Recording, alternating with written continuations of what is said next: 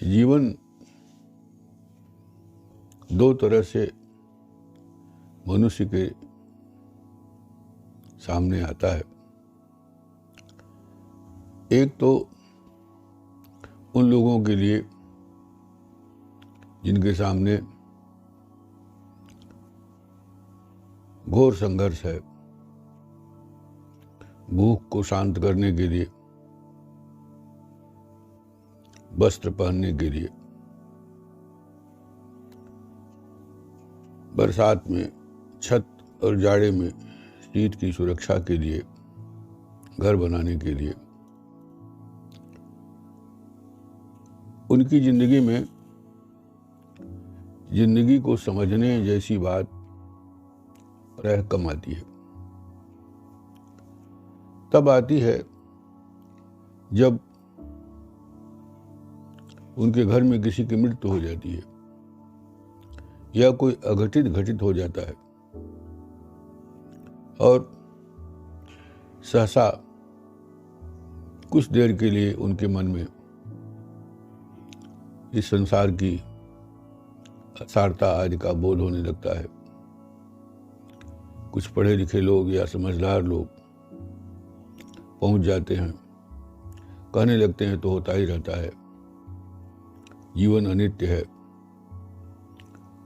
संसार क्षणभंगुर है, आत्मा का नाश नहीं होता है। पहले भी लोग जाते रहे हैं, सब लोग एक दिन चले जाएंगे, इसमें शोक करने की क्या बात है। पर इन बातों से उसका शोक मिटता नहीं है।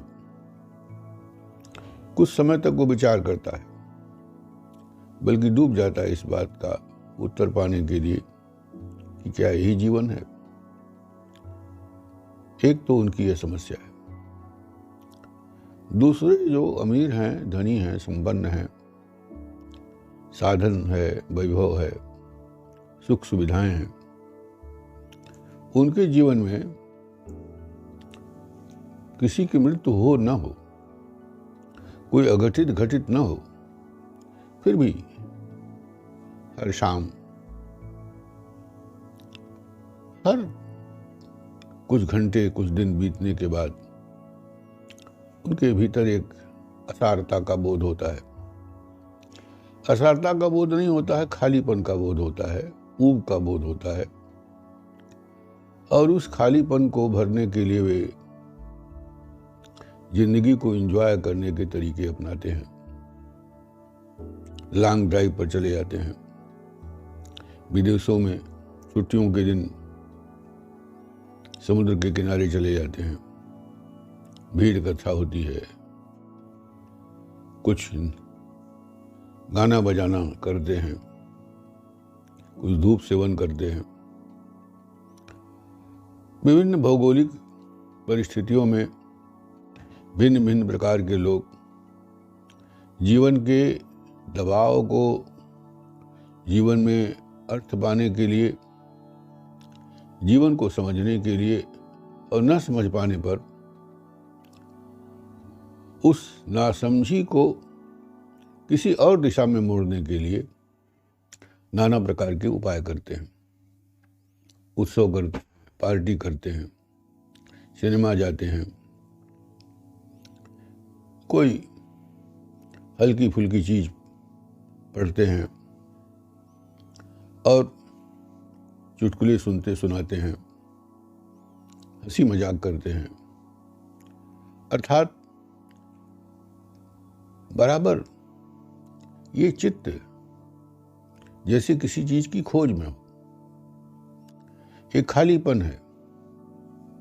गरीब आदमी के मन में शायद ही खालीपन का बोध आता है, क्योंकि वह सवेरे से शाम तक जिंदगी की जद्दोजहद में लगा रहता है। सुबह हुई नहीं कि काम पर निकल जाता है, मजदूरी के लिए प्रयास करता है। अत्यंत गरीब हैं जो गांव में हैं, वो ईंधन का इंतजाम करते हैं। अगर गैस है तो उसको भरवाने की चिंता करते हैं, अगर नहीं है तो लकड़ी इकट्ठा करने की चिंता करते हैं। बहुत सारी चिंताएं होती हैं। कुपोषण है, बीमारी है, दवाई का दाम नहीं है, अव्यवस्था है, उसको उस अव्यवस्था में को थोड़ा बहुत ठीक करने की चेष्टा में उनका मन प्राण लगा रहता है, और इतना लगा रहता है कि उन्हें रुक कर सोचने की कोई ज़रूरत नहीं पड़ती है कि ज़िंदगी क्या है, क्यों हमारा जन्म हुआ है, क्यों हम मृत्यु को प्राप्त होंगे, क्यों जरा है, क्यों रोग है, क्यों विषमता है, क्यों नहीं एक शाश्वत आनंद है भीतर। इस तरह की बात उनके मन में नहीं आती है। लेकिन मध्य वर्ग, उच्च वर्ग और जिस तरह से दुनिया धीरे धीरे मूलभूत समस्याओं से ऊपर उठ रही है, वैसे वैसे मनुष्य के सामने जीवन के भीतर कोई गहरे रस की तलाश में ये दुनिया लगी हुई है। अब कुछ लोग कह देते हैं और कहते ही रहे हैं, खासकर हिंदू शास्त्र, कि परमात्मा में आनंद है, रस है, रसो वैसा, उनकी शरण में जाओ, वो सच्चित आनंद स्वरूप हैं। सच्चित तो तुम भी हो, आनंद तुम्हारे भीतर नहीं है। वो आनंद का सागर उनकी भक्ति से प्राप्त होगा, उनके चिंतन से प्राप्त होगा। लेकिन मैंने अपने जीवन में कभी नहीं देखा, शायद किसी को नहीं देखा, हो सकता हो कोई हो, मैं जिन्हें जानता नहीं, जिनके चित्त में आनंद के समुद्र की एक ध्वनि सुनाई पड़ रही हो, एक बहुत गंभीर नित्य उत्सव उनके भीतर चल रहा हो, एक रास चल रहा हो, एक अप्रतिम जो संतुष्टि है उनको उनके चेहरे पर दिखाई पड़ रही हो। प्रायः तो साधु महात्मा बहुत उदास से दिखते हैं,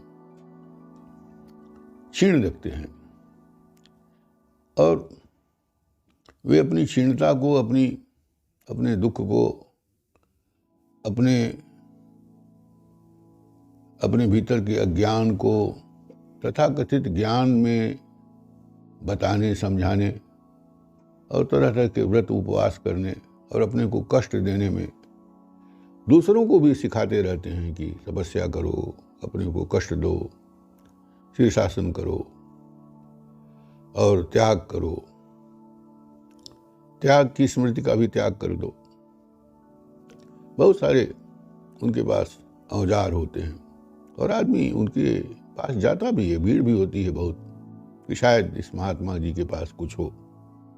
पर महात्मा जी तो स्वयं सुने हैं, वे तो खुद ही अपने अकेलेपन में अनुभव करते हैं, जरूर करते होंगे कि उन्हें कुछ प्राप्त नहीं हुआ। एक बार मेरे एक मित्र ने मुझसे कहा कि एक महात्मा जी साहबगंज में पधारे हैं और उनके आसपास एक नीली आभा, एक मंडल, एक औरा है, जिसमें जहाँ जाने पर, उनके सन्निकट होने पर उस नीले प्रकाश का एक आनंद का अनुभव होता है। कदाचित उनका संकेत था कि शायद वो कृष्ण के भक्त हैं और वहाँ ऐसी बात होगी। मुझे स्कूटर पर उठा के ले गए। महात्मा जी किसी श्रेष्ठ के वहाँ टिके हुए थे।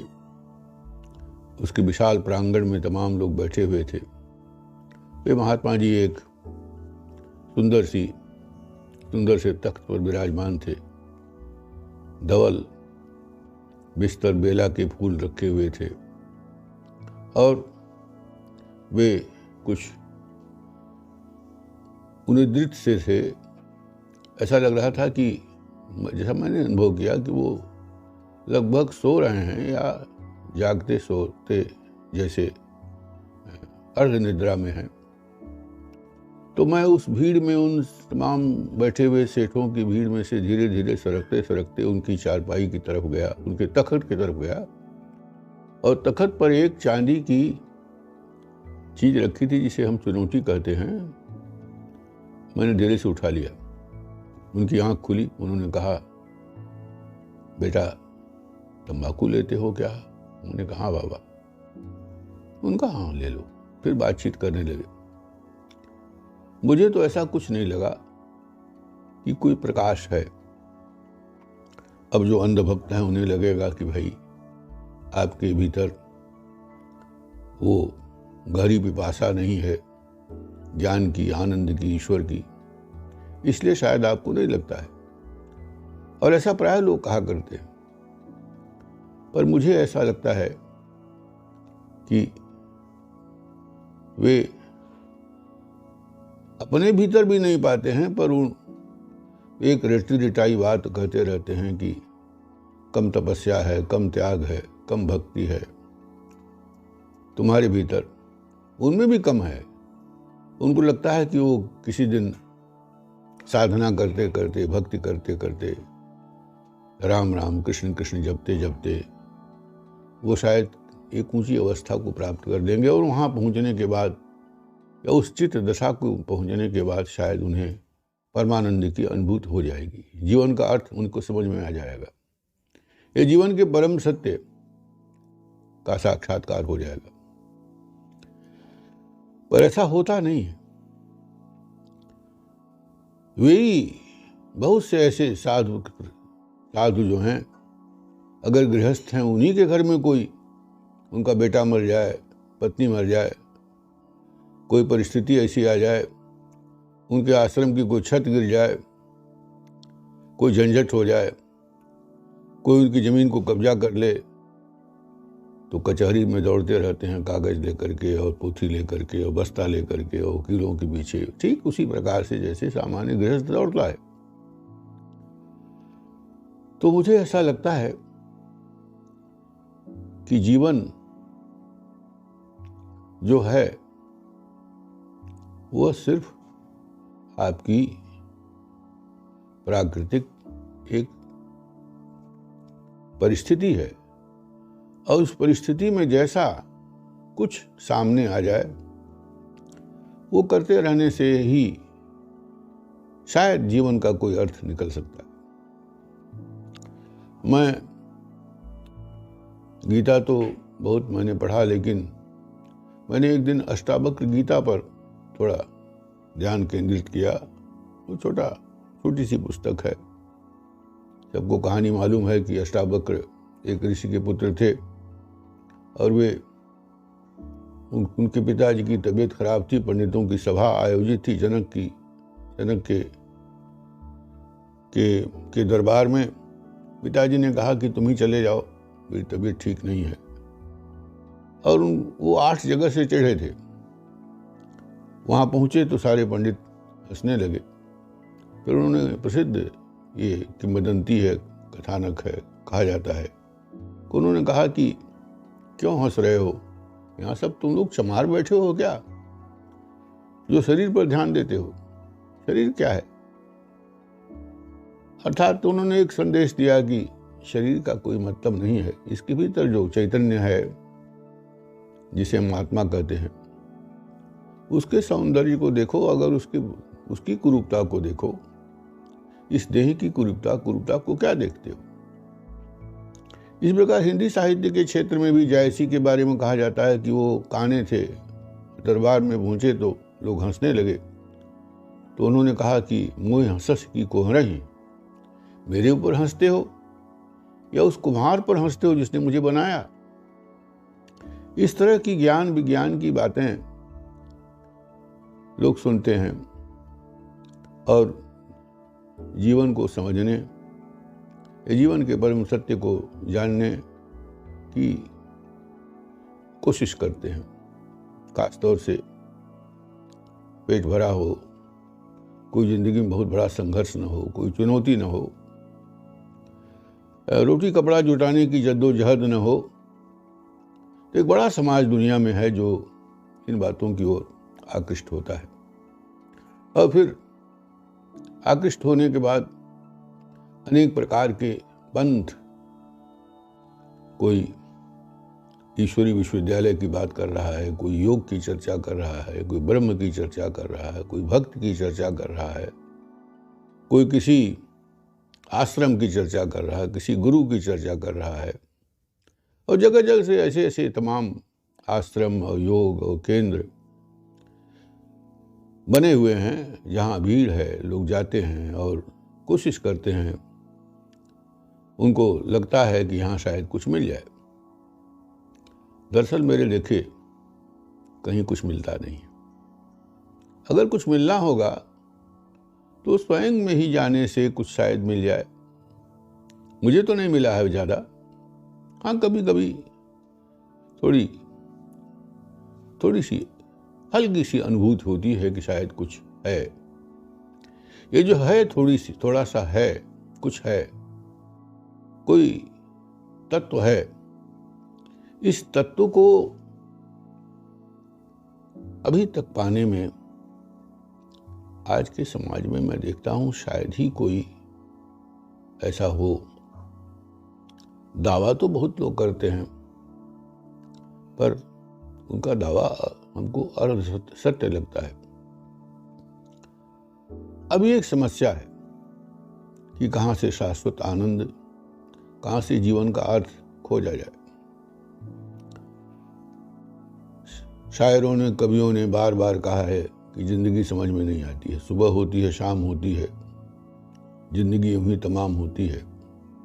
रोज तमाशा मेरे सामने होता है, गालिब ने कहा था इस आशय की बात।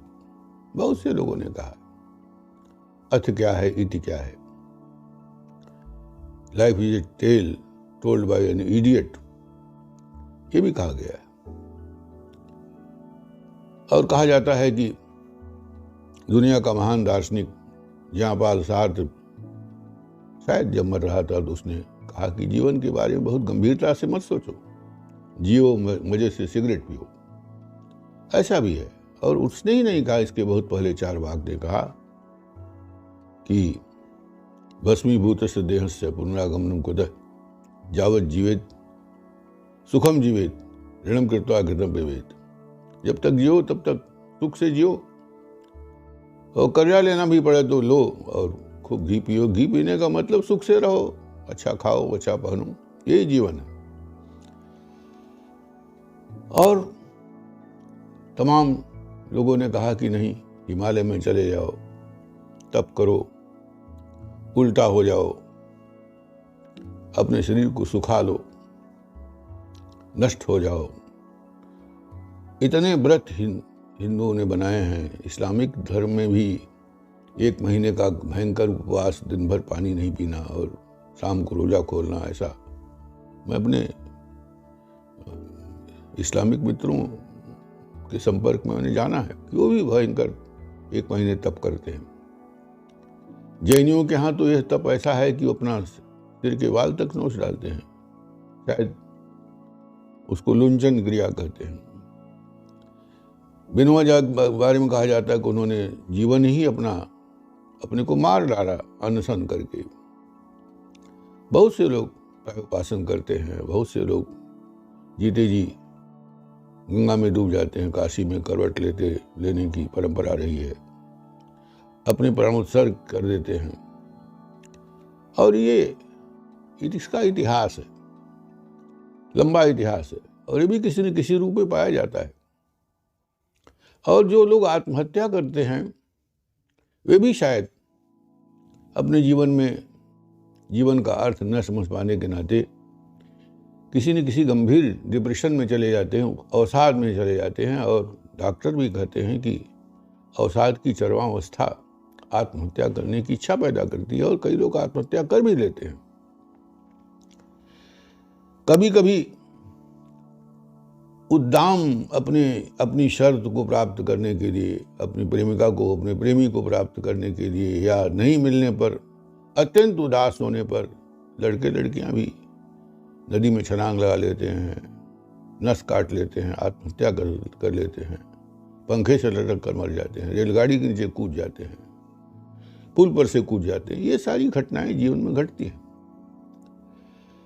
मेरे देखे सारे संसार में जहाँ तक मैं तो कहीं बाहर गया नहीं, विदेश गया नहीं नेपाल के अलावा, लेकिन जो पढ़ने लिखने से और अखबार के माध्यम से और दूसरी सूचनाओं से ज्ञान की छोटी की किताबों बड़ी किताबों को पढ़ने के बाद ज्ञात होता है, साहित्य को पढ़ने से कि बहुत सारी ऐसी घटनाएं सारे संसार में घटित होती रहती हैं और जीवन का जो स्वभाव है, जीवन की जो की धारा है, उस धारा में देश हो विदेश हो सभी लोग बह रहे हैं। कहीं तो यह है कि कुछ ज़्यादा है भोग कि भोग ही प्रधान है, और कहीं खासतौर से भारत में भोग को रोग कहा गया, भोगे रोग भयम कुले च्युत भयम, ऐसा शंकराचार्य ने कहा। हाँ, रूपे जरा भयम, संसार में रूप है तो जरा का भय है, भोग में रोग का भय है। अच्छे कुलीन घर में पैदा हुए तो उस कुल की परंपरा को निभा नहीं पाए तो उससे पतन का भय है। और वित्ते निपालात भयम, धन ज्यादा हुआ तो राजाओं का भय है। आमतौर पर रेड होते रहते हैं, जांच होती रहती है, पैसे वालों को पकड़ा जाता है, उनको जेल में डाल दिया जाता है। तो पैसा कमाने की दुनिया में भी बहुत सारे संकट हैं। तो शंकराचार्य ने कहा कि संन्यास परम, संन्यास में सुख है, बाकी संसार में कोई सुख नहीं है। अब इतनी सारी विचित्रताओं के बीच जीवन में आनंद कहाँ से प्राप्त किया जाए? यह जीवन के इन तमाम परिघटनाओं और अपने होने के बीच जो अंधकार है, उस अंधकार का सामना कैसे किया जाए? क्योंकि हर मनुष्य जो इतना संवेदनशील है, पशु नहीं है, शायद पशुओं के बारे में कोई जानकारी नहीं, उनकी भाषा समझ में नहीं आती है, लेकिन मनुष्यों की दुनिया में तो यह है कि आदमी को न अपने जन्म के बारे में कुछ ज्ञात है, कैसे क्यों कब जन्म हुआ। लोग बताते हैं आपकी तिथि जन्म तिथि है, वो दर्ज हो जाती है सर्टिफिकेट में या कहीं भी नगर पालिका के रजिस्टर में या ग्राम रजिस्टर में। उससे लड़के को पता चलता है कि उसका जन्म हुआ था, और वो जी रहा है तो मानता है कि हम जी रहे हैं। और हकीकत यह है कि नाम भी समाज दे देता है, घर वाले दे देते हैं, नाम हो जाता है। और धर्म भी उसका सुनिश्चित हो जाता है, जिस धर्म पैदा हुआ वो धर्म उसका हो जाता है। कोई हिंदू मुसलमान सिख ईसाई पारसी तो पैदा नहीं होता है, बच्चा तो बच्चा होता है, लेकिन वो जिस परिवार परिवेश संप्रदाय धर्म में पैदा होता है वहाँ उसका नाम पड़ जाता है, और वह नाम दूसरे का दिया होता है। उसका जो सारा जीवन, जो धर्म, जो पूजा पद्धति, जो ईश्वर का विश्वास है, वो भी उसके भीतर समाज और परिवार और लोग पैदा करते हैं, रीति रिवाज भी पैदा कर देते हैं।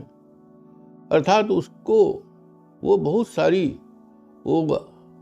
और एक बात और है कि जैसे जैसे सभ्यता आगे बढ़ती जाती है वैसे वैसे एक बच्चे के दिमाग पर इतना ज़्यादा बोझ हो जाता है परंपराओं का, क्योंकि आज अगर का बच्चा 2021 में कोई पैदा हो रहा है तो 2021 से पहले जितना इतिहास है, जो संस्कृति है, कला है, भाषा है, जो पढ़ने लिखने से उसे मालूम होता है, उसके सारे बहुत सारे संस्कार उसके ऊपर, बहुत सारा बोझ उसको, वो सटीक जीवन को उसकी तथता में देखने का उसका स्वभाव समाप्त हो जाता है। वो जीवन को देख नहीं पाता है, स्वयं को भी देख नहीं पाता है। जब भी देखता है तो कोई नाम दे देता है।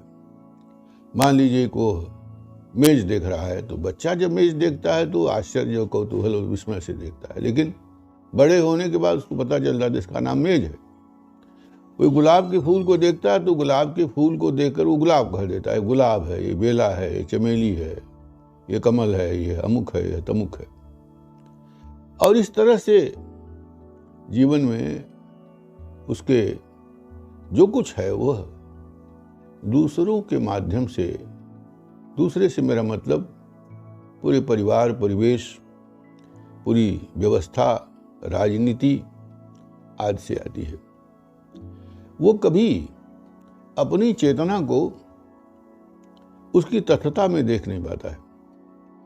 मुझे पता नहीं क्यों लगता है कि कदाचित अगर कोई मनुष्य इस जीवन को, इस पूरे परिवेश को और स्वयं को, इन तमाम सारी जो लादे गए विचार, राजनीति, संस्कृति, धर्म, कला, नीति, व्यवहार, आचरण, जो सुनी सुनाई चलने वाली बातें हैं, जो चालू मुहावरे हैं, उन मुहावरों से पृथक होकर अगर शायद तो अपनी चेतना को कहीं गहराई से देखने की कोशिश करे तो शायद जीवन का कुछ अर्थ निकल सकता है।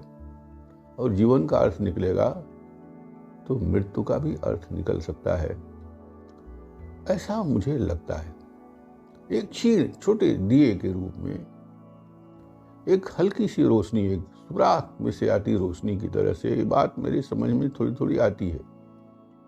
लेकिन इतना शोरगुल है दुनिया में, इतनी तरह की व्यवस्थाएं हैं, इतने तरह के बोझ हैं, इतनी तरह की बातें हैं। एक बच्चा पैदा होने के बाद समाज उसको घिस घिस करके, जैसे झावा से पत्थर कोई चीज घिसी जाए, उतना उस पर छेनी पड़ती रहती है कि वो अपने स्वरूप में रहने ही नहीं पाता है। जब कोई अपने स्वरूप में ही नहीं रहने पाएगा तो अपने स्वरूप को पहचानेगा कहाँ से। और यह विडंबना, इस विडंबना के बारे में मेरे पास कोई उपाय नहीं है, लेकिन यह है। और इस विडंबना के नाते जीवन का अर्थ समझ में नहीं आता है, जीवन का रस समझ में नहीं आता है, जिंदगी का क्या माने मतलब है ये समझ में नहीं आता है। क्योंकि हर व्यक्ति इतना स्वाधीन, स्वतंत्र, अकेला है कि जो मतलब दूसरे बताते हैं वो मतलब उसका नहीं हो सकता है। दूसरे का मतलब दूसरे का मतलब होगा, दूसरे का ज्ञान दूसरे का होगा, दूसरे का रस दूसरे का होगा, दूसरे का आनंद दूसरे का होगा।